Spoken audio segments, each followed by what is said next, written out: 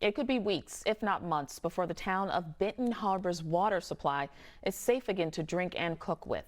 Last week, residents were advised to use bottled water because of high levels of lead contamination found in the tap water in this predominantly black community. BNC correspondent Anser Hassan has been following this story and joins us from that community with the latest. Anser? Yeah, good afternoon. This is the area that people will come to get their bottled water. The line's a little short right now, but it was packed earlier in the day. I spoke with the director of Michigan's Health and Human Services.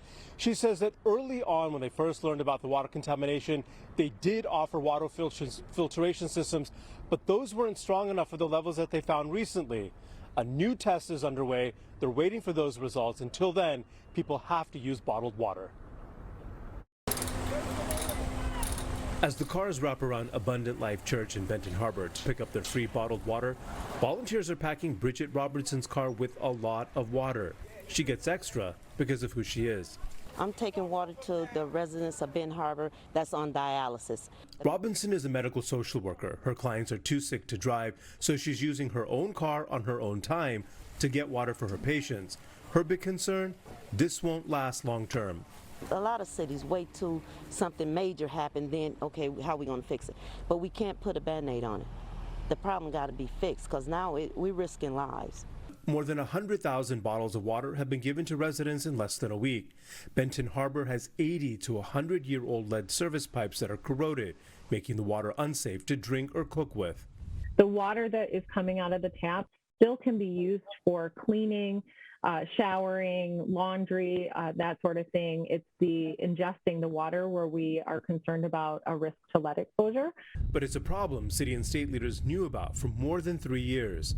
Frustrated that the city, got into this situation in 3 years, not done anything? They've been moving. Why do you think that is? Why have they not done anything? This ain't on their job. They ain't doing what they're supposed to be doing. As word of Benton Harbor's water crisis gets out, civil rights groups are pouring in, determined not to let the residents fall victim to more political grandstanding. We need to build power, and we have to help them with that capacity. Stephanie Williams is the Michigan State Coordinator for the Black Voters Matter Fund. It's a national organization that supports groups on the ground involved in civic engagement.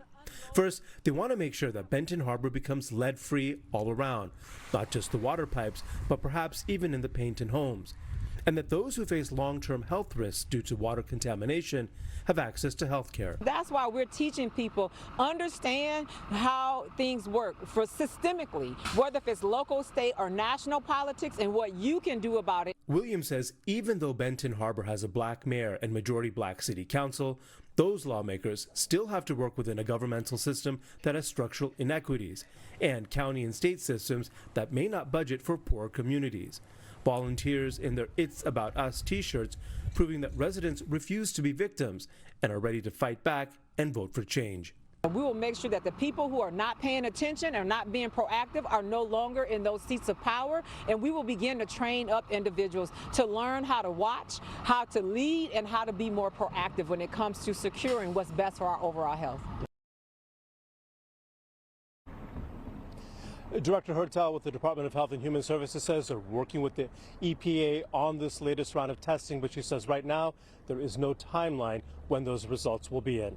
Reporting live, Anser Hassan for BNC.